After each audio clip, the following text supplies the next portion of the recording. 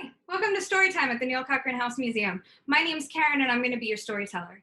Each week, we'll post a different story related either to Texas history, history in this region of the United States, or about our nation's founding. The idea is to share a story with the family while also having a chance to learn a little bit about the history we love here at the museum. Unfortunately, the museum is currently closed. However, thanks to the power of technology, we can still go inside. So let's go find the perfect place for story time.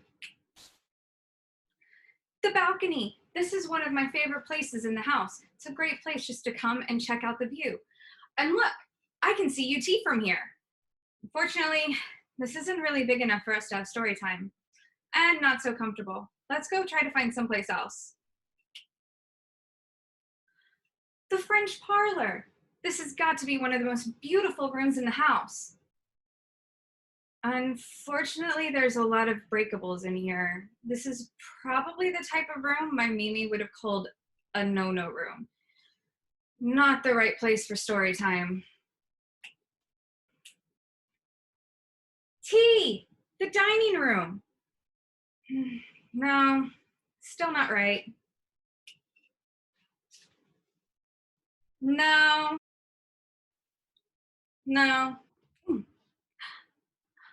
The front parlor. This is perfect. This is where the family would have brought guests when they come to visit. This is a perfect place for story time. So I bet you're wondering what story we're going to tell today. Well, today it's going to be The Legend of the Bluebonnet by Tomie dePaola. So the Bluebonnet is so special to us here because of the extraordinary group of women who own the museum. They are the National Society of the Colonial Dames of America in the state of Texas, or as we affectionately call them, the Dames. So back in the early days of Texas, when Texas was trying to decide what its state flower should be, the Dames got together and pushed for the Bluebonnet.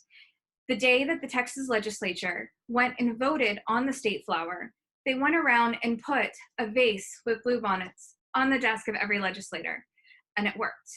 And the bluebonnet is our state flower. So let's get into our story. So get nice and comfortable, maybe grab a blanket, maybe a teddy bear, I don't know, and let's get into our story. So grab your blanket, get comfortable, and let's start our story. The Legend of the Bluebonnet, an old tale of Texas, retold and illustrated by Tomie dePaola. Great spirits, the land is dying. Your people are dying too, the long line of dancers sang. Tell us what we have done to anger you. End this drought. Save your people. Tell us what we must do so you will send the rain that will bring back life. For 3 days, the dancers danced to the sound of the drums, and for 3 days, the people called Comanche watched and waited. And even though the hard winter was over, no healing rains came. Drought and famine are hardest on the very young and the very old. Among the few children left was a small girl named She who is alone. She sat by herself, watching the dancers. In her lap was a doll made from buckskin, a warrior doll. The eyes, nose, and mouth were painted on with the juice of berries. It wore beaded leggings and a belt of polished bone. On its head were brilliant blue feathers, from the bird who cries, Jay, Jay, Jay. She loved her doll very much. Soon, She who is alone said to her doll, the shaman will go off to the top of the hill to listen for the words of the great spirits. Then we will know what to do so that once more the rains will come and the earth will be green and alive. The buffalo will be plentiful and the people will be rich again. As she talked, she thought of the mother who made the doll, of the father who brought the blue feathers. She thought of the grandfather and the grandmother she had never known. They were all like shadows. It seemed long ago that they had died from the famine. The people had named her and cared for her. The warrior doll was the only thing she had left from those distant days. The sun is setting, the runner called as he ran through the camp. The shaman is returning. The people gathered in a circle and the shaman spoke. I have heard the words of the great spirits, he said. The people have become selfish. For years they have taken from the earth without giving anything back. The great spirits say the people must sacrifice. We must make a burnt offering of the most valued possession among us. The ashes of this offering shall then be scattered to the 4 points of the earth, the home of the winds. When the sacrifice is made, drought and famine will cease. Life will be restored to the earth and to the people.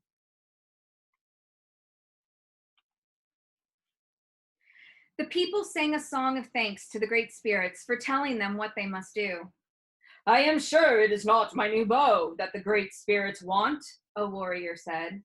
Or my special blanket, a woman added, as everyone went to their teepees to talk and think over what the great spirits had asked.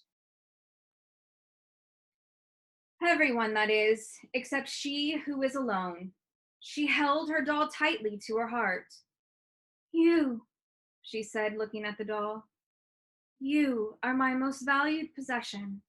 It is you the great spirits want. And she knew what she must do. As the council fires died out and the teepee flaps began to close, the small girl returned to the teepee where she slept to wait. The night outside was still except for the distant sound of the night bird with the red wings. Soon everyone in the teepee was asleep, except she who was alone. Under the ashes of the teepee fire, one stick still glowed.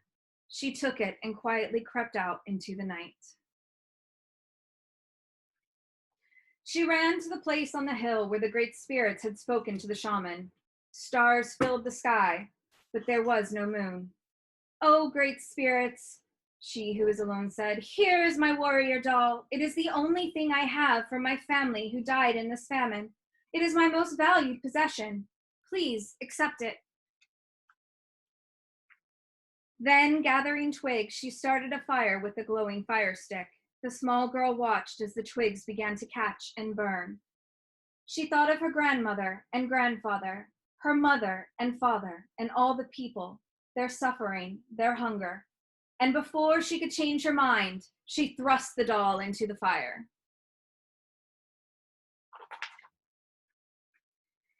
She watched until the flames died down and the ashes had grown cold. Then, scooping up a handful, she who is alone scattered the ashes to the home of the winds, the north and the east, the south and the west. And there she fell asleep until the first light of the morning sun woke her. She looked out over the hill and stretching out from all sides where the ashes had fallen, the ground was covered with flowers, beautiful flowers, as blue as the feathers in the hair of the doll, as blue as the feathers of the bird who cries, Jay, Jay, Jay.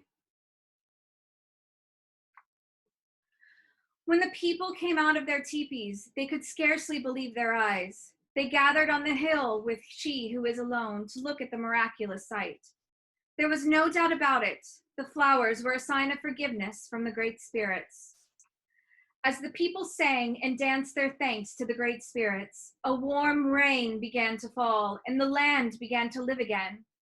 From that day on, the little girl was known by another name, one who dearly loved her people.